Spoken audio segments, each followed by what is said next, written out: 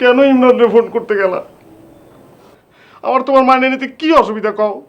আমি কি মানুষটা আমার একটুখানি মাইনে নাও?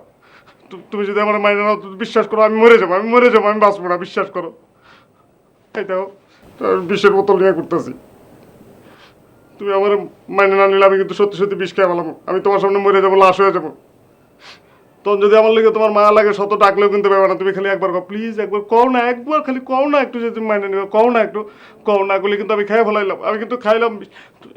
একটু কও না, একবার করলে কি হয়? আরে বাবা, খান না কেন? আপনি খাইলে, আপনি মরলে আমি উদ্ধার পাই, আমি শান্তি পাই, এই জগৎ সংসার শান্তি পায়। তুমি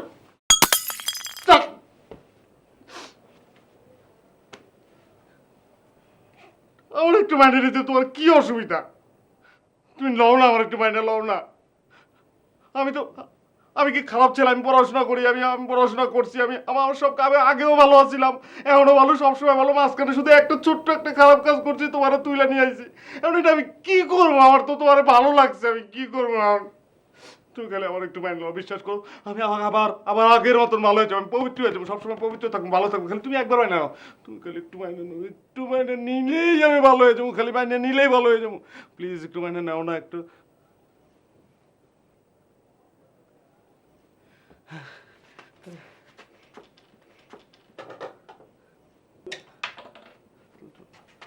এই,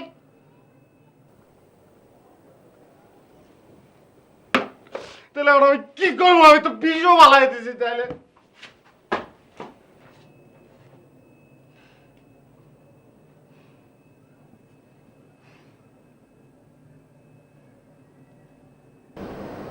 এতক্ষণ যে হইলো, এত বেলা যে হইলো, তোমার মেয়ের কোনো খোঁজ খবর নিচ্ছ তুমি? কে কি হয়েছে?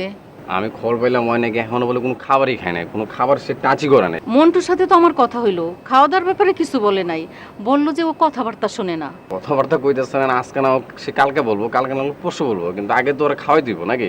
তুমি একটু যাও, দেখো কি তো অবস্থা। ওই যে খায় না, তুই কই থেকে শুনলি? আমি শুনছি, তুমি যাও একটু খাওয়ার ব্যবস্থা করো।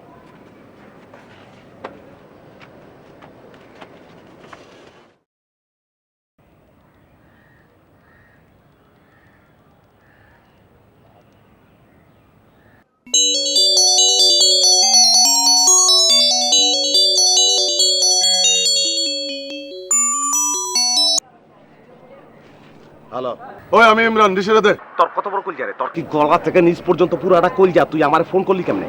তুই আবার আমারে ফোন করছিস, আবার কেমনে? কোন সাহসে? তোর কলজা কত বড়? তুই আবার আমারে ফোন করলি কেমনে? ওরে আমি আবার ফোন করুম, আমি ফোন করছি, আবার ফোন করুম, তুই রিসিরে দে। তুই তুই ভাই, তোর একটা রিকোয়েস্ট করি, তোর ছোট্ট একটা রিকোয়েস্ট করি, তুই খালি কষ্ট করে 5 মিনিটের লেগে আয়া পর ভাই। 5টা মিনিটের লেগে তুই খালি একটু আয়া পর, তোরে মাইরা আমি ঘুমামু ভাই, আমার ঘুম হয় না।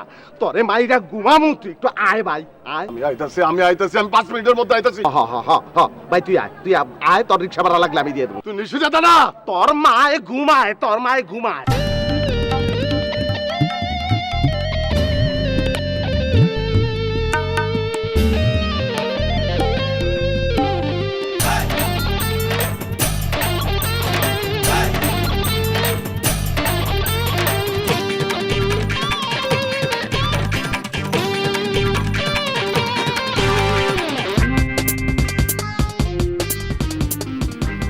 আপনার সমস্যা কি?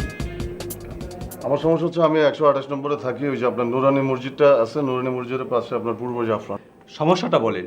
ওই তো মানে, আর সমস্যাটা হচ্ছে আপনার এই যে 129 নম্বর ওয়ার্ডে 30 নাম্বার তো, কিন্তু সমস্যাটা বলেন।